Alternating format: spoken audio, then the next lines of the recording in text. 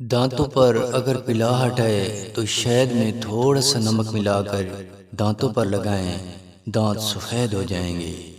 اگر سر کے بالوں کو مضبوط کرنا چاہتے ہو تو کیلے کے تنے کا رس سر کے بالوں میں لگائیں، بال مضبوط ہو جائیں گے۔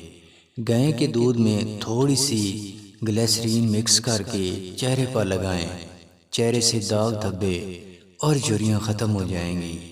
اگر جسم کی ہڈیوں کو مضبوط کرنا چاہتے ہو تو جو کا پانی پیا کریں۔